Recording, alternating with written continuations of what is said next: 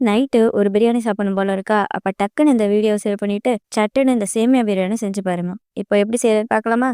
அதுக்கு முன்னாடி இதே மாதிரி சூப்பரான ரெசிபிக்கு இந்த பேஜ ஃபாலோ பண்ணிக்கோங்க. 3 டேபிள் ஸ்பூன் ஆயில் ஊத்திட்டு, பட்டை, கிராம்பு, ஏலக்காய், 2 பெரிய சைஸ் வெங்காயம், 3 தக்காளி, பச்சை மிளகா நான் 5 போட்டிருக்கேன். காரத்துக்கு தகுந்த மாரி நீங்க போட்டுக்கோங்க. 1/4 டீஸ்பூன் மஞ்சள்தூள், மிளகாய்த்தூள் 1 1/2 டீஸ்பூன், இஞ்சி பூண்டு paste 1 1/2 teaspoon, garam masala 1/2 teaspoon, மல்லித்தூள் 1 டீஸ்பூன், தண்ணி ஒரு 1/2 கப் ஊற்றிக்கோங்க. இதோட மட்டன் கைமா 200 கிராம் போட்டிருக்கேன். நீங்கள் மட்டனுக்கு பதிலாக சிக்கன் கூட போட்டுக்கலாம். இல்லை ஏதாவது காய்கறி கேரட், பீன்ஸ், பட்டாணி இந்த மாதிரி இது உங்களோட சாய்ஸ் தான். 1/4 கப்பு தயிர், உப்பு ஒரு 1/2 டீஸ்பூன், இன்னொரு 1/4 கப்பு தண்ணி ஊற்றி எல்லாத்தோட பச்சை வாசம் போகிற அளவுக்கு வேக வச்சுட்டு குக்கரை மூடி மீடியம் ஃப்ளேமில் 3 விசில் விட்டு ஆஃப் பண்ணிடுங்க. இது கம்ப்ளீட்டாக கூல் டவுன் ஆனதுக்கப்புறம் இதில் 3 கப் தண்ணி ஊற்றி நல்லா கொதி வரணும். ஒரு பாக்கெட் சேமியானுக்கு 1 1/4 கப்பு தண்ணி ஊற்றணும். நான் 2 1/2 பாக்கெட் சேமியானுக்கு 3 கப் தண்ணி ஊற்றிருக்கேன்.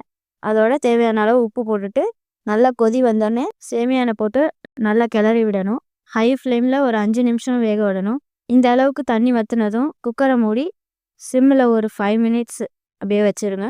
அதுக்கப்புறம் அடுப்பை ஆஃப் பண்ணிடுங்க. குக்கர் கம்ப்ளீட்டாக கூல் டவுன் ஆனதுக்கப்புறம் குக்கரை ஓப்பன் பண்ணி நல்லா கிளறி விட்டுட்டு சுட சுட சர்வ் பண்ணிங்கன்னா சூப்பரான சேமியா பிரியாணி ரெடி. இந்த வீடியோ பிடிச்சிருந்தா மறக்காமல் ஒரு லைக் பண்ணிட்டு போங்க.